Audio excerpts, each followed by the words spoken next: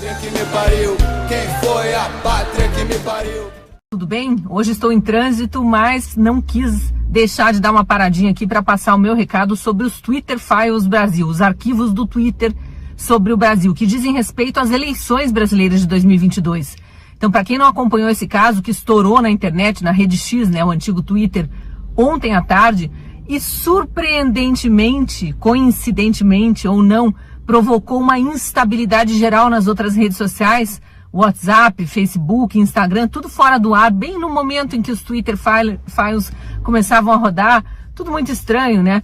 Mas, enfim, ontem à tarde caiu essa bomba sobre a internet brasileira, sobre o noticiário brasileiro, e como a gente sabe, né, que a imprensa pichuleco, a imprensa que vive de verbas governamentais, não vai dar o destaque merecido, a gente precisa aqui enfatizar em todos os nossos comentários, em todos os nossos jornais, na Rádio Auriverde, Gazeta do Povo, Revista Oeste, nas poucas mídias de comunicação, nos poucos veículos de comunicação que ainda buscam a verdade. E o que esses arquivos estão mostrando? Uma série de e-mails do antigo diretor do Twitter Brasil, que foram revelados agora pela nova turma que administra o Twitter, né, desde que Elon Musk assumiu, comprou, né, a empresa e assumiu a administração da empresa, uma série de e-mails do antigo diretor que revelam a pressão que ele sofria e que a empresa sofria aqui no Brasil do ministro Alexandre de Moraes. É nominado. Alexandre de Moraes está obrigando o Twitter,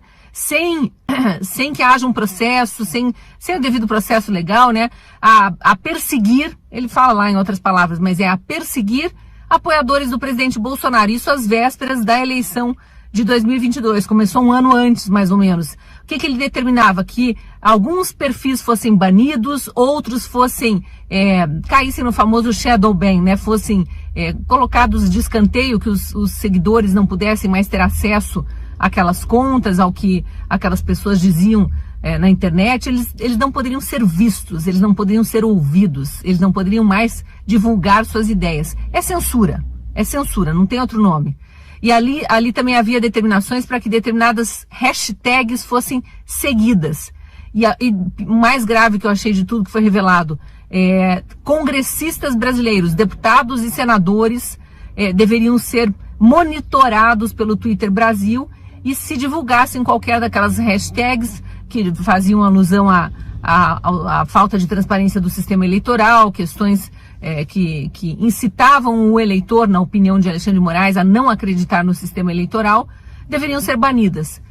A questão agora é o que vai acontecer com essa denúncia. Será que vai ser mais uma que vai para baixo do tapete? Porque a gente sabe que o governo Lula não tem interesse nenhum em investigar, e quando eu falo governo Lula é todo o sistema. Rodrigo Pacheco, Arthur Lira, quer dizer, os comandos ali do Legislativo, no Judiciário muito menos, porque Alexandre de Moraes domina os 11 do STF, é uma coisa impressionante. E no Executivo a gente sabe, né, que o projeto que está em vigor é um projeto de perseguição e vingança, nada mais do que isso.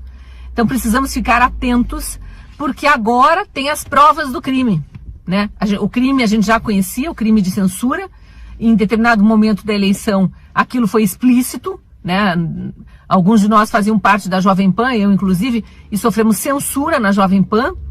Na reta final da campanha, os jornalistas todos da emissora foram proibidos de mencionar determinadas palavras que diziam que Lula era o que ele é, e a emissora foi proibida de exibir algumas entrevistas, alguns arquivos, entre eles a do ex-ministro do STF, Marco Aurélio Mello, em que ele dizia claramente e argumentando por que Lula nunca foi inocentado, apesar daquela manobra feita no STF para que ele fosse descondenado, mas não houve houve a anulação não, o arquivamento do processo para que ele fosse reaberto em outra instância, em Brasília, mas não houve a anulação. E aí depois, posteriormente, com aquele blá blá blá de que o juiz Sérgio Moro era um juiz parcial por causa de provas hackeadas que não são provas, né? Conversas hackeadas nunca periciadas daqueles hackers de Araraquara, no esquemão da Vaza Jato do Intercept, enfim, tudo aquilo que a gente acompanhou, o juiz foi considerado parcial, mas isso não quer dizer que o Lula foi inocentado. E a Jovem Pan foi proibida de exibir essa entrevista com o ex-ministro em que ele afirmava que ele nunca foi inocentado.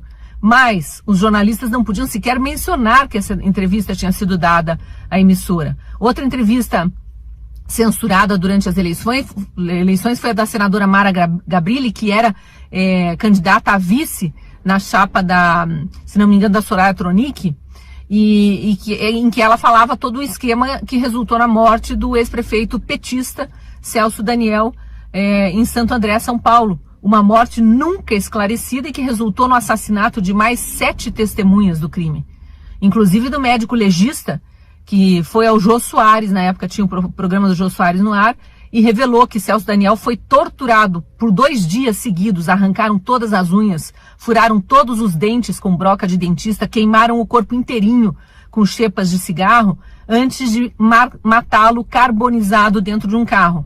E esse legista apareceu morto no dia seguinte da entrevista ao Jô Soares. Então, uma morte escabrosa, a senadora esclarecia porque ela era filha do dono de uma das empresas de ônibus que eram achacadas pelo PT, foi o início ali do Petrolão, no esquema com os ônibus no ABC, eles começaram a fazer caixa 2 para campanhas do PT ali, e Celso Daniel foi um dos petistas que se rebelaram contra o esquema de corrupção, assassinado. E o assassinato nunca é totalmente elucidado. E Mara Gabrilli falava sobre esse caso na época das eleições, falou inclusive num debate, e isso tudo foi abafado, a Jovem Pan proibida de exibir.